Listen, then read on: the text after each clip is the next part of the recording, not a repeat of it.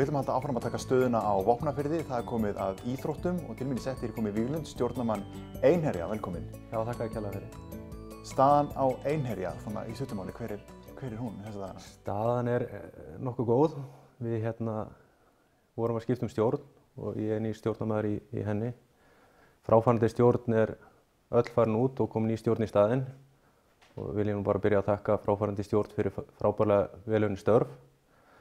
Og það er ótrúlega reynsla sem er að fara út úr félaginu og menn sem hafa verið hérna í 40 ár, sá sem lengst hefur verið. Þannig að það er gríðarlega reynsla farin. Já. Og við erum náttúrulega komið til með að leita til hennar með ýmis málefni. En með nýju fólki koma nýjar áherslur og nýjar breytingar og ýmislegt, og nýjar hugmyndir jafnvel. Þannig að við bara höldum ótrúlega áfram. Það eru nýjir og breyttir tímar framundan.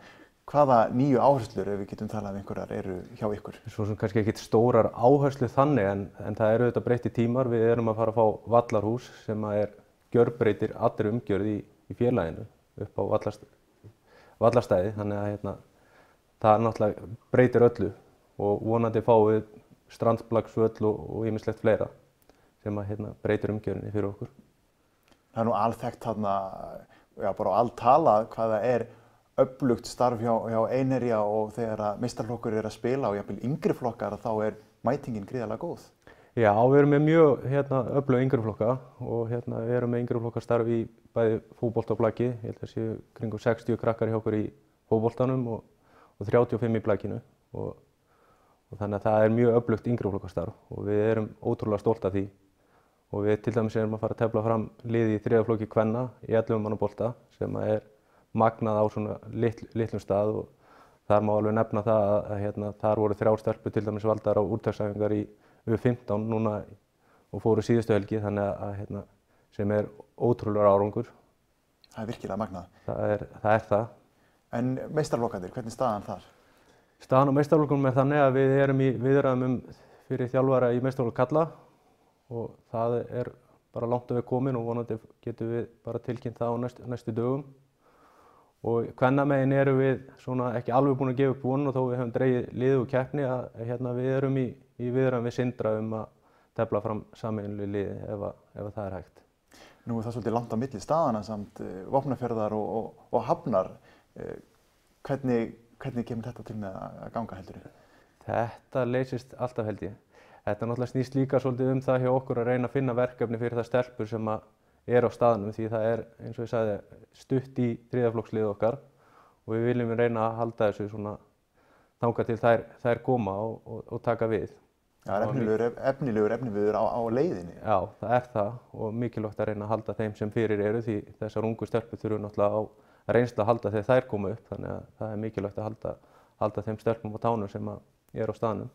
Er þetta ekki eðlilegt í bæjarfélagi sem með þetta marga íbúa að það komi ákveðna sveiflur? Það er bara ákveðið margar stelpur í ákveðnum árgöngum og svo framvegis. Jú, algjörlega og við náttúrulega erum svolítið að lenda í því karlamegin að það eru mjög fámennir árgangar sem að koma núna þannig að við erum í svolítið basli en við getum kannski þakka fyrir það að þeir heimastrákar sem hafa verið virkilega svona trúir félaginu og verið í fjöldamörg ár og margir hverjir fengið boð annars staðar frá en alltaf hafa haldið trúi félagi og það er þess vegna sem við höfum getað haldið út í liði undanfarin ár. Uppbyggingin á svæðinu, hún lítur að vera gríðarlega mikilvæg líka í ljósi þess að það er langt í næsta varavöll ef það er ekki hægt að spila á Vopnafirði. Já, það er gríðarlega mikilvægt fyrir okkur að byggja upp og við náttúrulega eins og segir að við erum mjög langt í burtu og Egilsstaðir bara næsta sveitafélag sem með völl fyrir okkur.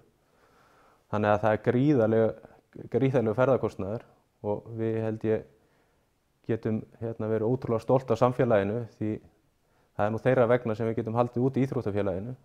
Við erum með ótrúlega sterk fyrirtæki og bara fólk í samfélaginu sem tilbúið að vinna sjálfboðinu til þess að halda þessu gangandi. Og nú blakið alltaf eflast meira og meira líka og þessi strandblaksvöllur sem þú talaðir áðan, hann hlýtur að vera mjög kærkominn fyrir þá sem að stunda blak. Já, klárlega og það hefur verið svona baráttum að fá hann á staðinn og það kemur til með að lyfta blakinu. Aðstæður eru náttúrulega ekkert svakalega góðar. Yfir vetrartímann erum við með eitt lítið íþróttahús og þar kemst fyrir einn blakvöllur og það er ekki löglegur handboltavöllur einu sinni þannig að þar getum við æft yfir vetrartíman, en síðan á sumrin í fótboltanum erum við með 2 grasvelli sem eru bara fínar aðstæður, góðan völl og síðan gamla frímerkið sem er gulls í gildi, og síðan ef við fáum þennan blakvöll upp á völl og nýtt vallarhús, það náttúrulega bara er þvílík lyftistöng. Gervigras, væri það eitthvað sem myndi gera gott fyrir ykkur?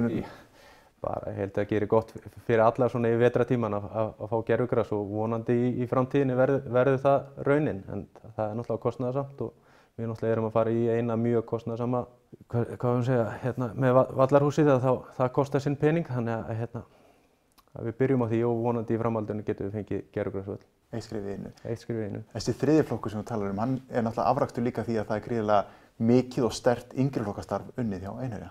Já, algjörlega, og það er náttúrulega kannski líka, það er ekki rosalega mikið val að velja íþróttir, sko. Þú hefur blakið og þú hefur fótboltann, og krakkarnir eru, nánast hver einasti krakki á Vopnafirði að stunda annarkvort blakað og fótbolta. Þannig að það er ekki mikið samkeppni. Nei. En að sjálfsögðu hefur við lagt mikið upp úr þessum greinum og gerum eins vel og við getum. Við til dæmis vorum að byrja með markmannsæfingar sem hefur ekki verið í síðustu viku, sem er mjög góð ábót. Því við höfum svona undanfarin ára alltaf þurft að sækja okkur erlenda markmenn, sko, í meistaraflokkana. Já.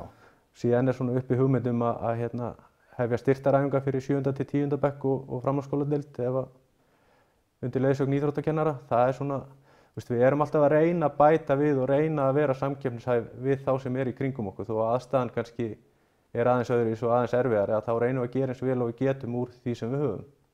Og það hefur alltaf verið gert. Þarna verður að hugsa út í það líka, eins og með það að reyna að ala upp markmenn til þess að þurfa ekki að kaupa erlendan markmann til þess að vera með þá heimamann í þeim flestu stöðum. Já, klárlega, en ekki það. Við erum búin að vera ótrúlega heppin með markmenn sem við fengið, gæða fólk og ótrúlega góðir markmenn.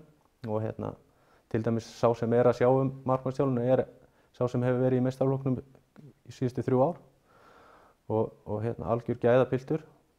En að sjálfsögðu viljum við reyna að finna eitthvað fyrir þá krakka sem hafa áhuga að stunda mark og gefa þeim möguleika að geta bætt sig á sínu sviði. Akkurat. Því það er erfitt fyrir þjálfarana að fara að skipta niður á æfingum því húsið er lítið og tíminn takmarkaður. Akkurat. Víglundur, takk kærlega fyrir að koma í settið og gefa okkur innsýn í Einherja. Við ætlum aftur að kíkja aðeins út úr húsi.